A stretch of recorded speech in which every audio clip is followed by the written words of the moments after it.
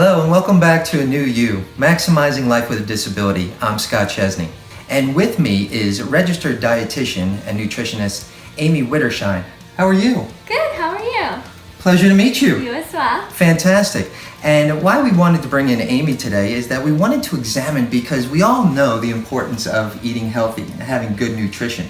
Our eating habits and our nutrition is vitally important. So let's first look at that person who has acquired a disability. So they are able-bodied and have whatever type of diet they may have. And then whether it be an accident or an injury or an illness at some stage of their life, disruption occurs.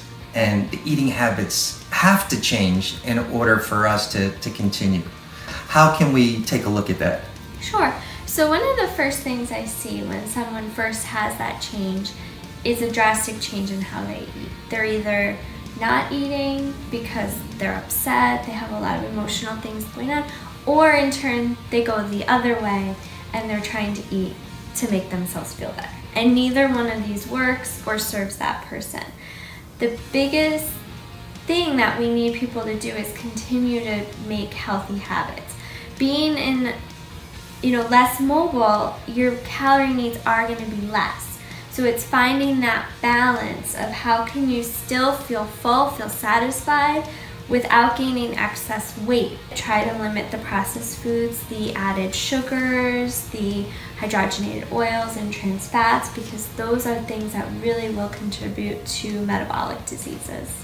I'm hearing a lot about certain types of diets that are high in fiber, and because again, it's one of those things that we go through our bladder and bowel changes as well, so that's very important. Would that be something that you instill in your daily lifestyle? Yes. So I'm really big into making small, sustainable changes.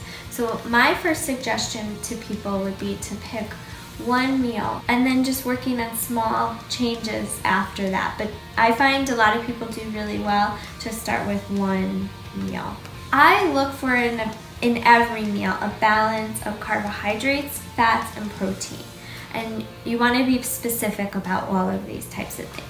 So for carbohydrates, you want to look for mostly whole grain products. So for breakfast, you probably do best with like an oatmeal or a whole grain bread, something like that. And if we were going to give them 2 or 3 more new challenges, absolute musts when you're thinking of your diet, nutrition, those people with mobility disabilities. Okay, so my number one recommendation, especially to help prevent heart disease and diabetes, is to adopt a Mediterranean type diet. This is our lean proteins, our beans, our healthy fats like our olive oil, our nuts, our whole grains, not eating a lot of processed foods, things that come out of a box, trying to avoid the added sugars. That's a big one. Please look at that red button down at the bottom of the screen and you will see a way to subscribe and see all previous episodes and see this one again if you want. Until then, I'm going to say keep working on making a new you and taking it to the next level.